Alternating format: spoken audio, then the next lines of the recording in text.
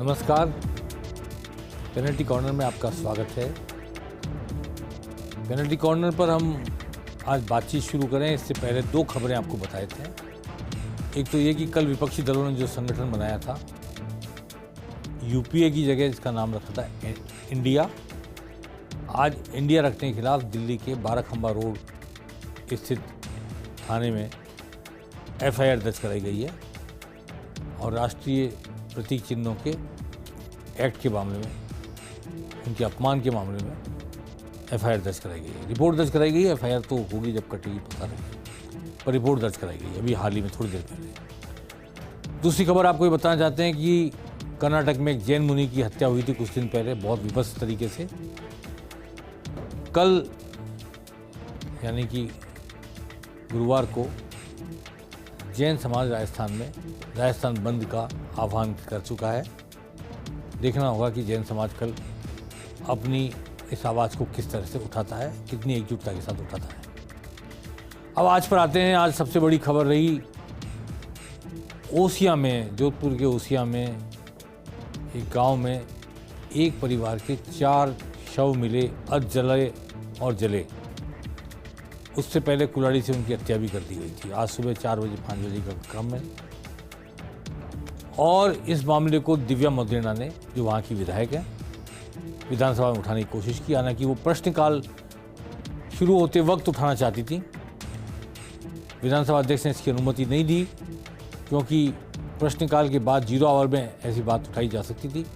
दिव्या मदेरणा का कहना है कि उनको पीड़ित परिवार को देखने, मिलने, जाने, घटनास्थल पहुंचने में टाइम लगता है, इसलिए वो चाहती है विधानसभा की फ्लोर पर 1 घंटा पहले इस मामले को उठा दें, यानी कि विधानसभा में प्रश्नकाल के समय उठा दें। बस दिव्या मदेरणा ने अपनी सरकार को क्या घेरा कानून व्यवस्था के मामले में, और बीजेपी को मानो बहुत बड़ी चीज़ हाथ लग गई।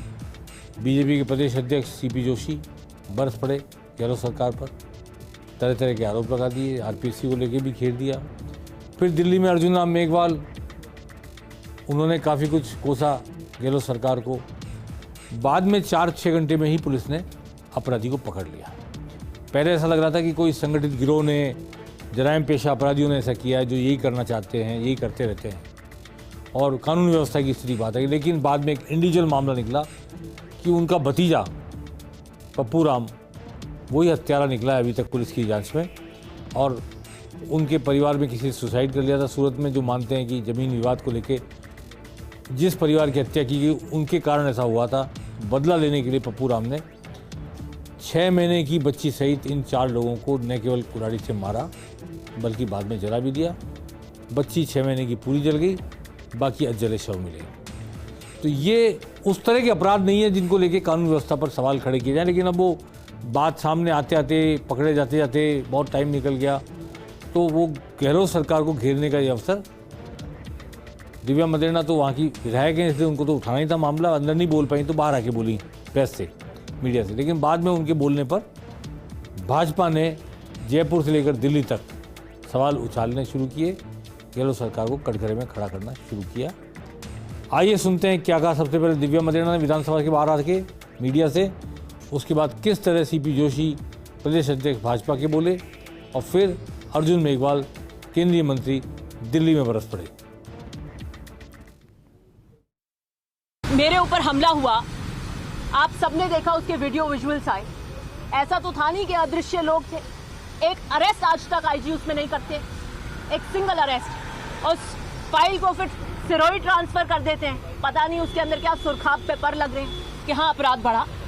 अब अगर आप ये कहें कि नहीं बढ़ा क्योंकि हम 0 एफआईआर करके दर्ज कर रहे हैं, वही एक मुख्य कारण है, तो वो नहीं हो सकता। वो भी एक कारण है ज्यादा अपराध के आंकड़ों का, लेकिन अपराध भी बड़ा है, इसको आप नकार नहीं सकते। एक स्थिति ऐसी हो गई थी कि हम हर मुद्दे पर विफल हो रहे थे। अब चाहे किसी भी साइबर क्राइम हो, चाहे रेप का हो, चाहे हिनियस क्राइम्स हो, संगठित अपराध हो, बुरी तरीके से हालत राजस्थान में खराब हो रही थी। 4.5 वर्षों में जिन्होंने अपने घोषणा पत्र में कहा कि हम राजस्थान की जनता के प्रति ये जवाबदेहिता हमारी रहेगी, कहीं 1% भी, चाहे कानून व्यवस्था हो, चाहे आमजन में भय व्याप्त हो रहा हो, जहां महिलाएं असुरक्षित हो, अपराधी बेखौफ अपराध कर रहे हों, ब्यूरोक्रेसी बेलगाम हो, जहां कानून व्यवस्था नाम की कोई चीज़ नहीं, शासन प्रशासन नाम की कोई चीज़ नहीं, लचर कानून व्यवस्था के कारण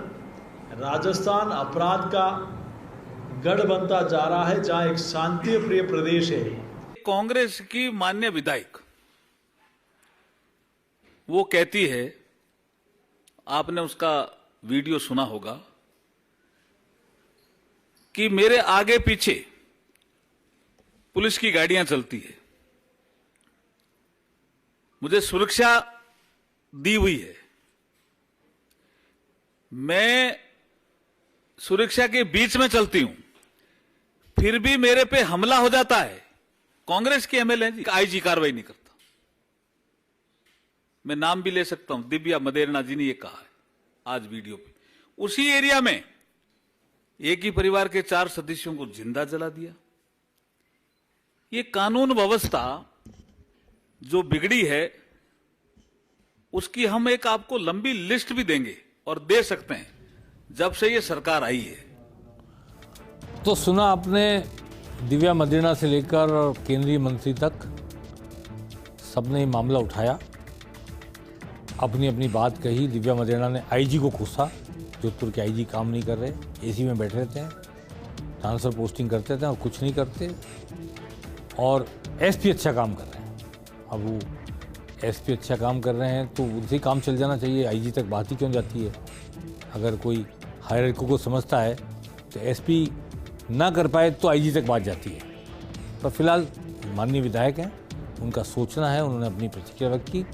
लेकिन किसी भी परिवार में ज़मीन जायदाद के झगड़े होना स्वाभाविक है, और उसमें किसी का उद्वेलित हो जाना, किसी का अपराधी बन जाना, इसका मैं नहीं समझता कि राज्य की कानून व्यवस्था से कोई ज़्यादा लेना देना है। लेकिन हाँ, गैंगवार हो, लूट खसोट हो, रेप हो, ये जरूर है कि कानून का डर नहीं है, ये उस स्थिति माना जा सकता है। लेकिन इंडिविजुअल कोई व्यक्ति अपने ही परिवार के लोगों से बदला लेने के लिए इस तरह का हीनियस क्राइम कर दे तो ठीक है, बात खुल के बाद में आई। उससे पहले ऐसा लगा कि कोई बहुत बड़ा कांड हुआ है। बड़ा कांड तो है ही है, लेकिन आपराधिक प्रवृत्ति के लोगों ने नहीं किया। घर में चाचा भतीजे के बीच कोई विवाद था, भतीजे ने इस काम को अंजाम दे दिया। निंदनीय है, इसमें कोई दो राय नहीं। कोई रियायत नहीं बरती जानी चाहिए, ये भी बात सही है। लेकिन चुनाव का साल है और कोई भी घटना होती है तो उसके प्रॉस एंड कॉन्स होते हैं, निकाली जाती है बातों में से बातें निकली आज। लेकिन एक बड़ा हीनियस क्राइम आज हुआ। अब दूसरी बात मैं कहना चाहता हूँ, एक वीडियो वायरल हुआ आज जयपुर में। प्रदेश में पहुँचा होगा, जयपुर को सीमा नहीं होती वीडियो वायरल होने की, सोशल मीडिया की तो कोई सीमा नहीं है, पूरी दुनिया में देखा जा सकता है। लेकिन जयपुर की एक होटल की घटना है वो, और उसमें तोड़फोड़ की गई, व्यापक पैमाने पर तोड़फोड़ हो रही है। लेकिन ऐसा माना जा रहा है कि तोड़फोड़ करने वाला व्यक्ति किसी एक मंत्री का भतीजा है, ऐसा कहा जा रहा है, सोशल मीडिया पे भी चल रहा है। हम नहीं जानते, न हम पहचानते हैं उनको, लेकिन जो बात दूसरे मीडिया में आ रही है, किस तरह तोड़फोड़ की गई एक होटल में, और ये देखिए वीडियो वायरल हो रहा है।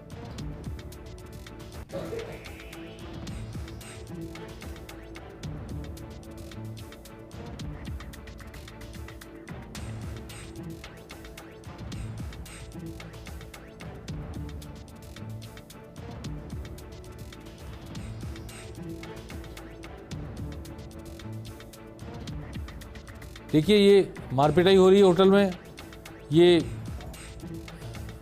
कुर्सियां फेंकी जा रही हैं, किसी बात पे विवाद हुआ है। लेकिन जो करने वाले लोग हैं उनका एक राज्य सरकार के मंत्री से संबंध बताया जा रहा है। और वीडियो तो काफ़ी कट के सामने आए, लेकिन काफ़ी तोड़-फोड़ के वीडियो हैं। अब देखते हैं कि इस मामले में कोई एफआईआर तो कहीं दर्ज की नहीं किसी ने भी। ये देखिए किस तरह सामान फेंका जा रहा है, और अब चूंकि सोशल मीडिया पे वायरल हो गया है तो क्या पता कोई कॉग्निजेंस ले, कोई इसकी रिपोर्ट दर्ज कराए, तब बात निकलेगी और दूर तक जाएगी। कौन हैं, किसके संबंधी हैं, क्या कर रहे हैं, क्यों कर रहे हैं, इन सब सवालों के जवाब ढूंढे जाएंगे और ये मार पिटाई का सच सामने आया। जयपुर के एक होटल का मामला है। चलिए अब ठीक देख लिया हमने मारपीट, एक वीडियो वायरल हुआ। हनुमान बेनीवाल की बात लेते हैं। हनुमान बेनीवाल ने कल टोंक में सभा की थी और वहाँ से जयपुर कूच कर दिया। और जयपुर कूच भी इस तरह किया कि जैसे राजधानी को आगे घेर लेंगे, लेकिन उनको चाकसू के पास रोका गया। फिर वो आए जयपुर, उन्होंने राज्य सरकार के प्रतिनिधि से बातचीत की और अच्छी बात ये रही कि हनुमान बेनीवाल ने जो बजरी माफिया के खिलाफ अभियान चला रहे हैं, बार बार बजरी माफिया को कोस रहे हैं, उन्होंने राज्य सरकार की बात मान करके उस धरने को, घेराव को स्थगित कर दिया और 7 दिन का टाइम दिया राज्य सरकार को। राज्य सरकार ने उनसे जानकारी देने को कहा, स्पष्ट कैटेगरिकली बातचीत हुई और बातचीत में ये 7 दिन का टाइम हनुमान बेनीवाल ने दिया है कि राज्य सरकार बजरी माफिया पर लगाम लगा ले, नहीं तो 7 दिन बाद वे फिर आंदोलन करेंगे और इस बार ज़बरदस्त आंदोलन करेंगे। चुनाव का साल है, आंदोलन होंगे ही, ये करेंगे, बीजेपी करेगी, कोई और करेगा, मुद्दे उठेंगे और धीरे धीरे मुद्दे उग्र होते चले जाएंगे, तल्ख होते चले जाएंगे। लेकिन अगर वास्तव में बजरी माफिया सक्रिय है तो रोक लगनी ही चाहिए, इसमें कोई दो राय नहीं हो सकती। हाँ, बजरी माफिया आज ही सक्रिय नहीं हुआ है, पिछले 4 साल में बजरी माफिया काफ़ी सक्रिय रहा है और अब तो परमिशन मिलने लगी बजरी की। पहले तो बहुत ही स्थिति खराब थी, कितनी महंगी बजरी मिल रही थी लोगों को, और बजरी माफिया ने कितने सरकारी कर्मचारियों को जो उनको रोक रहे थे रौंद दिया, ट्रैक्टर तले रोक दिया, कितना भरतपुर में भी कई कांड हुए। तो अब कोई बात नहीं, चुनाव का साल है और हनुमान बेनीवाल ने मुद्दा उठाया, शायद राज्य सरकार ने उनको जो भरोसा दिलाया उस पर सरकार कोई ना कोई कार्रवाई करे। एक और खबर मैं बताना चाहता हूँ आज, वो ये कि अभी कुछ दिन पहले हमने बताया था कि शिवसेना एकनाथ शिंदे वाली ने चंद्रराज सिंघवी को राजस्थान का प्रभारी बनाया और चंद्रराज सिंघवी बड़े जोर शोर से आए थे, कहा था कि वो कई जगह चुनाव लड़ेंगे, ये करेंगे, कांग्रेस को हराना उनका पहला लक्ष्य होगा। अब उनकी कोई तैयारी है कि नहीं है ये तो वो जाने। फिलहाल शिवसेना उद्धव ठाकरे सक्रिय हो गई और शिवसेना उद्धव ठाकरे भी, जो कि इस कल के अलायंस का हिस्सा है, महाराष्ट्र में कांग्रेस और एनसीपी के साथ विपक्ष में शामिल है, वो राजस्थान में चुनाव लड़ने की बात कर रही है। और उद्धव ठाकरे की जो पार्टी है शिवसेना, वो अपने जो भी उनका तीर कमान चिन्ह है उसके साथ जाएंगी या कैसे क्या परिस्थिति होगी।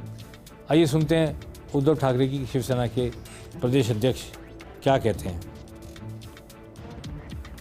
शिवसेना संपूर्ण राजस्थान के अंदर सभी सीटों पर चुनाव लड़ेगी। अभी 2 दिवसीय अधिवेशन हुआ था महाराष्ट्र के अंदर, उसके अंदर माननीय शिवसेना प्रमुख उद्धव बाला साहब ठाकरे साहब ने हमें आदेश दिया है कि अधिक से अधिक संख्या में सीटों पर चुनाव लड़ाना है और दोनों राजनीतिक पार्टियों की कथनी और करनी का अंतर जनता तक पहुंचाना है। और अब ये बात जो उद्धव ठाकरे ने इनसे कही थी वो तो कल के गठबंधन से पहले कही थी, इंडिया बनने से पहले, इसलिए अब उसमें निश्चित रूप से संशोधन होगा कि दोनों पार्टियों की कथनी करने के अंतर को बताएंगे या सिर्फ एक पार्टी कथनी करने के अंतर को बताएंगे। आने वाला वक्त बताएगा। एक गठबंधन इन्होंने बेंगलुरु में कल किया है, उसके अकॉर्डिंग तो राजस्थान में वो चुनाव लड़ेंगे कि नहीं लड़ेंगे तय होना चाहिए, पर क्या पता गठबंधन विधानसभा चुनाव में ना लगे, क्योंकि सीपीएम भी यहाँ चुनाव लड़ेगी, हो सकता है आम आदमी पार्टी भी चुनाव लड़े। तो इस गठबंधन सिर्फ लोकसभा चुनाव तक सीमित रहे, मोदी की सरकार को हटाने के उद्देश्य को लेकर बनाया गया गठबंधन। पेनल्टी कॉर्नर में आज बस इतना ही। कल फिर हाजिर होंगे नई घटनाओं के साथ, नई सूचनाओं के साथ, नई खबरों के साथ। नमस्कार।